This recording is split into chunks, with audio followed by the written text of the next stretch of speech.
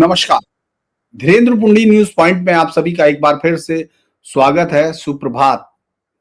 आज हम एक ऐसी खबर के साथ आपके पास आए हैं जो मुझे लगता है कि आपको भी थोड़ा सुकून देगी, क्योंकि पिछले कुछ दशकों से हिंदुस्तान में हिंदू देवी देवताओं का मजाक बनाना सबसे आसान तरीका हो गया था और कॉमेडी में हंसना भी। आप देखेंगे चाहे मुनव्वर फारूकी जैसे वो तमाम लोग हों जिनके आइडिया में हमेशा हिंदू धर्म को छोटा करके दिखाना और उन देवी देवताओं के मजाक के साथ अपनी न केवल रोजी रोटी चलाना बल्कि अपने जिहाद को आगे बढ़ाने का रास्ता भी होता है। इसके अलावा हिंदी फिल्मों में तो आपको मालूम ही है।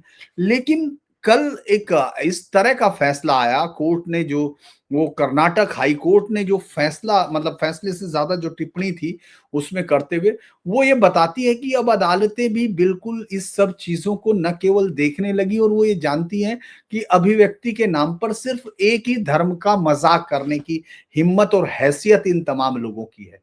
तो चाहे वो कोई भी चैनल, यहां तक कि जी न्यूज जी मीडिया का वो कोई चैनल था जिसने वहां एक कॉमेडी खिला डिगलू नाम का एक एपिसोड वहां चल रहा है और उस एपिसोड में वो भगवान कृष्ण और द्रौपदी उनके एक संवाद मतलब उनका एक रिहर्सल का है। उस सब में वो जिस तरह के संवाद का इस्तेमाल करता है उनको कोर्ट में कहना भी असंभव था। ये वहां चल रहा है। इस पर एक चल रहे फैसले पर मतलब इस पर एक सुनवाई चल रही थी, उनके लिए उनके खिलाफ एक एफआईआर दर्ज की गई थी। उस पर हाई कोर्ट में चूंकि वो अपने राहत के लिए आए थे, लेकिन कोर्ट ने जो किया वो हालांकि राहत तो मिली लेकिन कोर्ट ने जो कहा वो बहुत इंपॉर्टेंट है।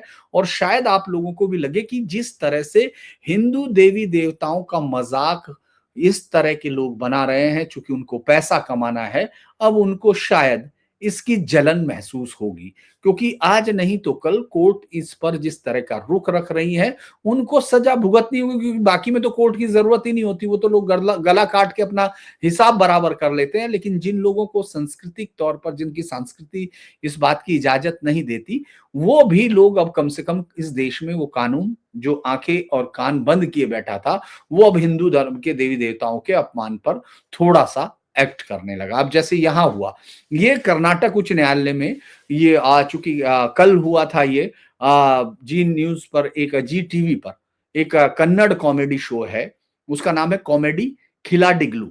अगर मैं सही से प्रोनाउंस कर रहा हूं, आप लोगों से मेरा अनुरोध है कि अगर मेरे प्रोनाउंस में थोड़ा सा दिक्कत हो तो उससे नाराज मत होइए। पिछली बार हमको एक शख्स ने कहा था, तो उसमें हिंदू देवी देवताओं का जिस तरह चित्रण किया उस पर गहरी नाराजगी हुई। ये केस था जी इंटरप्राइजेस और अन्य बनाम कर्नाटक राज्य से जुड़ा हुआ था।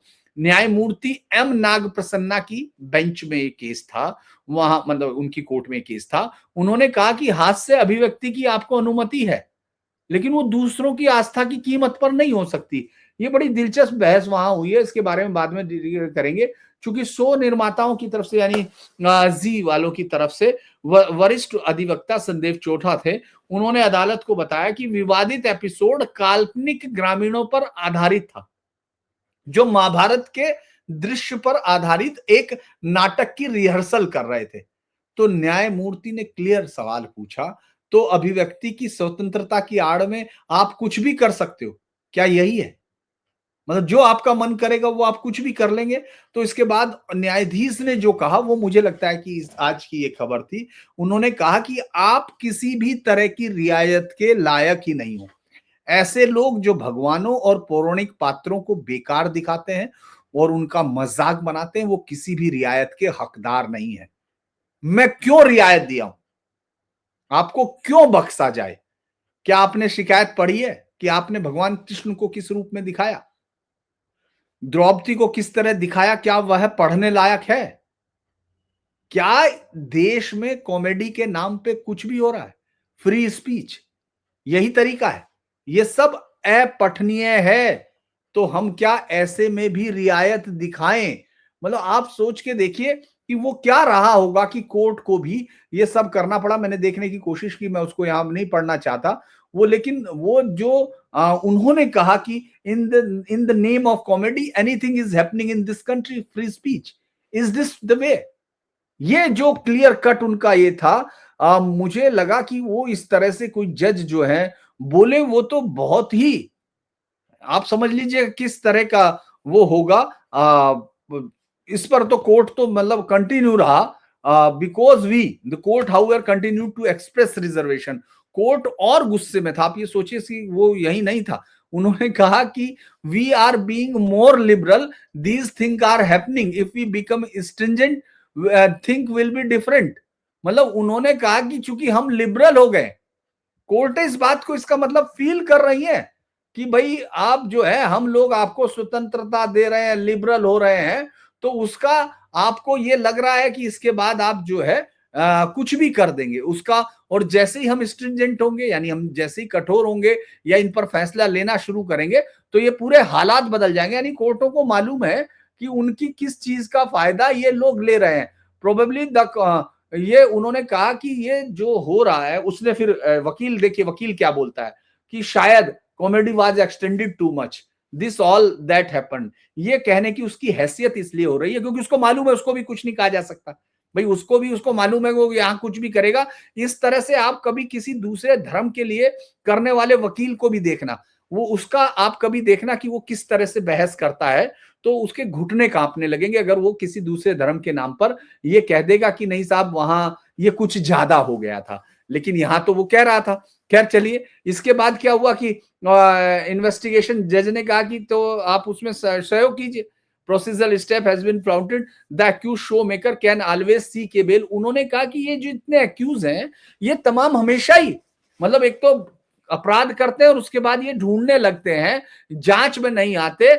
और उसने कहा कि भाई comedy in the result of registration. उन्होंने कहा कि साहब और चौथा वही न्याय, इस देश में सबसे बड़ा हिंदुओं के साथ जो खेल किया जाता है वही अभिव्यक्ति, यानी हिंदुओं के खिलाफ अभिव्यक्ति एक ऐसा हथियार है जिसको जो चाहे चला ले फ्री स्पीच के नाम पे। उन्होंने कहा कि साहब हमारा दिक्कत यह है कि इसके लार्जर इम्प्लीकेशन होंगे यदि जो एक नाटक है जिसमें कॉमेडी है, उसके उसके रिजल्ट में कोई एक एफआईआर क्रिमिनल केस हो जाए, क्योंकि क्रिमिनल केस से डरते हैं, सिविल तो लड़ता रहेगा, क्या दिक्कत है, यहाँ क्रिमिनल केस का मामला है। तो उसने कहा कि वो जो है उस पे उन्होंने कहा कि उस पर उन्होंने कहा कि सब कुछ जो है, everything in the same brush, everything is going to be like this to be comedy, yes but not the cost of somebody else. कि आप जो है, जज ने तुरंत रिप्लाई किया कि सबको एक जैसे ब्रश में मत पे लो। ये जो कह रहे हो कि इस तरह के क्रिमिनल, ये everything is going to be like this, so be it, तो इसको होने दो। ये अगर सब ऐसे जाएगा तो इसको ऐसे देखा जाएगा। तो उसने कहा, जो चौथा वकील है, उन्होंने कहा कि भाई एपिसोड मेरली फेशियल रिहर्सल था गांव वालों का। तो उसने कहा then why circulate the rehearsal. Court ने पूछा तो फिर ये सर्कुलेट क्यों किया गया। दरअसल अब कोर्टें समझ रही हैं कि ये हर एक चीज हिंदू धर्म को, विवाद को लेकर उसको बनाने की कोशिश है। इसके अलावा अगर आपने देखा होगा, acting the rehearsal was the comedy part of it, it is not a demean any person. तब उन्होंने कहा कि साहब नहीं, वो तो एक उसका पार्ट थी, the three character are commenting on each other, not as if is the mythological figure doing these things, that is not intention at all, उन्होंने कहा। लेकिन कोर्ट ने उनको एक वो तो दे दी, दरअसल उनको जिस तरह से उनको जांच में जो राहत दी है, अंतरिम राहत दी कि वो यहाँ इनको गिरफ्तार ना करे, और चूंकि वे जांच में पूरा सहयोग करेंगे, याचिकाकर्ता जांच में भाग लेंगे, क्योंकि अभी मामला अपराध दर्ज होने की अवस्था में है। अभियोजन पर जांच की मतलब चूंकि जांच चल रही, इसमें इनके खिलाफ दंड है। जबकि वो ये बताना चाह रहा था, तो पूरे के पूरे में अगर आप देखेंगे कि साहब ये सब तो एक हल्का सा मामला है, कुछ नहीं, वो लोग कुराने बैठे थे, तो इसमें ऐसा नहीं है। तो अब उसने ये भी कहा कि साहब ये जो है पुलिस ने इस मामले में प्रक्रिया का पालन नहीं किया। शिकायत पहले हुबली में हुई, फिर बंगलुरु में स्थानांतरित कर दी। ऐसे मामले में प्राथमिक यानी एफआईआर दर्ज करने से पहले प्राइमरी जांच होनी चाहिए, जो इस केस में नहीं हुई। तो जज जो है नाग प्रसन्ना, वो बेहद इस मामले को लेकर मुझे लगा कि एक एक चीज उनको, चूंकि वो समझते हैं, वो ये देख रहे हैं, ऐसे जज बहुत कम मुझे दिखते हैं जो ये समझते हैं कि इसका वो जो आपको, वही जो मैं आपको पहले भी बताता रहा हूं कि जजों को कानून के अंदर लिखे गए शब्दों से बेवकूफ बनाया जाता है, या उनको कोशिश की जाती है ये करने की, या उनको मेन चीज से ध्यान हटाने की कोशिश की जाती है, यहां भी की। लेकिन बहुत सारे अब जज ये समझने लगे कि उनका इंटेंशन क्या था, क्योंकि उनके लिए इजी है।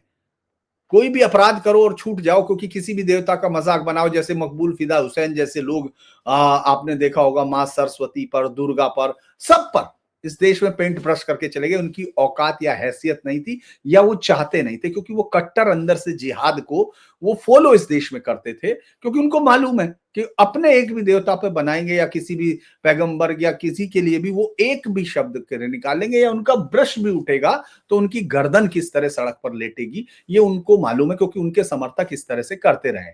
वो दिखते हैं आपको यहाँ, जो भी किसी भी तरह आप बेगुनाहों को देखते हो। और न्यायमूर्ति ने कहा कि हर केस जो है प्रक्रिया की चूक के कारण बंद हो जाता है, हर बार राज्य कोई ना कोई खामी छोड़ देते हैं। ये जानबूझकर होता है या नहीं, ये कौन जानता है। यानी वो ये बता रहे हैं कि आप जैसे लोग किस तरह से कह के बच जाते हैं। और वो इस तरह से उन्होंने कहा, तो फिर रिहर्सल को प्रसारित क्यों किया गया, अदालतें उदार रही हैं, ये सब इसीलिए हुआ है।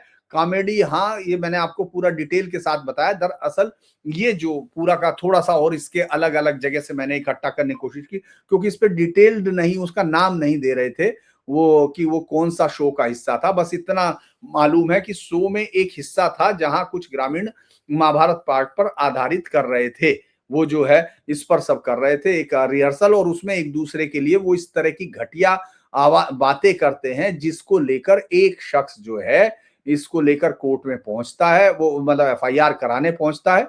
और ये जो है वहां उस पर एफआईआर के बाद ये तमाम लोग तुरंत, चूंकि इनके पास तो भाई बड़े वो है, वकील है, तमाम लोग पहुंच जाएंगे और वो बोलने भी लगे।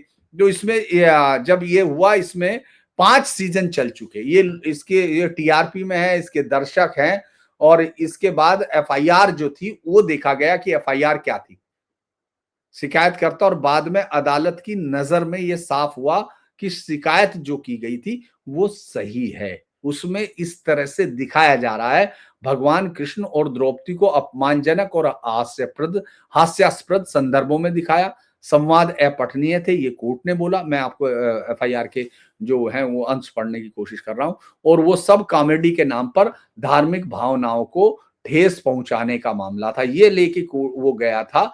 वहीं से ये मामला कोर्ट में पहुंचा। चूंकि जब केस शुरू हुआ तो उन तमाम लोगों को लगा कि वो गिरफ्तार हो सकते हैं, तो गिरफ्तारी से बचने के लिए ये लोग पहुंच गए कि हम लोग वहां जाकर ये बताएंगे। और चूंकि इस देश में जो ये सब हंसी की आजादी और इसकी जिम्मेदारी का मामला चल रहा है कि भारत में अभिव्यक्ति की स्वतंत्रता असीमित नहीं है, शायद हो भी नहीं सकती।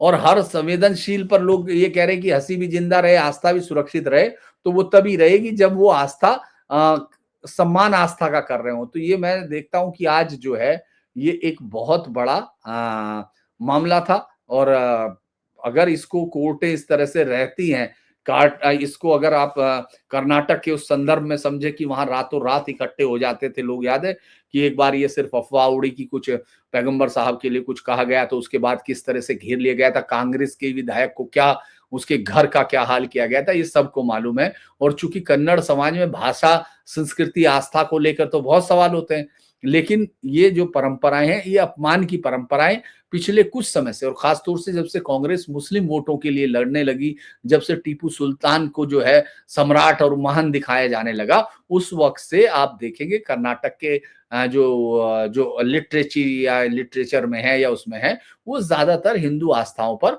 आपको सवाल दिखता है। ये मामला सिर्फ एक शो या चैनल की बात नहीं है, ये तो उस बहस का हिस्सा है जो पूरे देश में आपको दिखाई देगी, कि जो ये कहते हैं कि साहब सिर्फ एक धर्म ऐसा है जिस पर कोई भी जाए और उसके साथ वो फुटबॉल खेल ले, उसके साथ जो कर ले।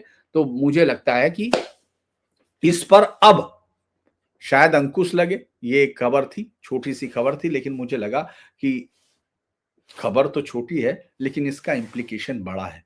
और खासतौर से उस कर्नाटक में जहां अब एक ऐसी सरकार बैठी हुई है जो हिंदू आस्थाओं का नहीं, हिंदू धर्म को टुकड़ों में करना चाहती है।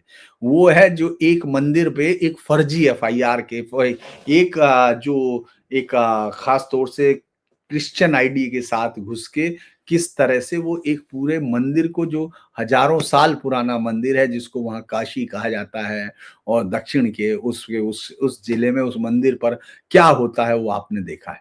किस तरह से उस मंदिर में उसको बदनाम करने की कोशिश की गई। उसमें चूंकि एक सांसद वहां हो सकता है, उसको पकड़ा जा सकता है वीरेंद्र हेगड़े, जबकि वो धर्म के तौर पर है। आपको मालूम है कितनी लाशें छिपाई, अभी वो उसकी केस की कोई डिटेल नहीं मिल रही है।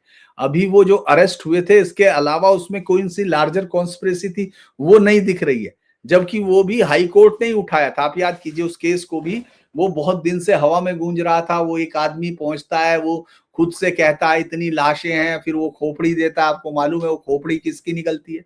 वो खोपड़ी एक आदमी की निकलती है। वो कहता है ये औरत की खोपड़ी, इसको मैंने खुद अपने हाथ से दफनाया है। तो ये सब चीजें कर्नाटक में या देश के अलग अलग हिस्सों में ऐसा ही चल रहा है। और अभी तो मैं वो जो उत्सव है उसको रोकने की भी एक फाइल हुई है, केरल के एक उत्सव का, उसकी भी मैं डिटेल आपके साथ जल्दी शेयर करूंगा कि वहां क्या इस समय अदालतों में चल रहा है।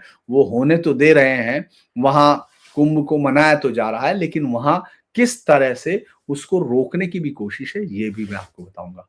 तो आज आप इस वीडियो को अगर देख रहे हैं तो इसको लाइक कीजिए, सब्सक्राइब कीजिए, शेयर कीजिए और हमारे चैनल को सपोर्ट भी कीजिए, क्योंकि उसकी मेंबरशिप बढ़ेगी तो हमारे पास और ज्यादा संसाधन होंगे, ताकि हम इस तरह की खबरें देश के कोने कोने से निकाल के ला सकें कि किस तरह से यहाँ इस देश में एक धर्म की आस्थाओं का मजाक बनाना लोगों के लिए आसान जरिया होता है पैसा कमाने का, और साथ ही साथ उस धर्म को अपमानित करने का भी। तो आज के लिए इतना ही।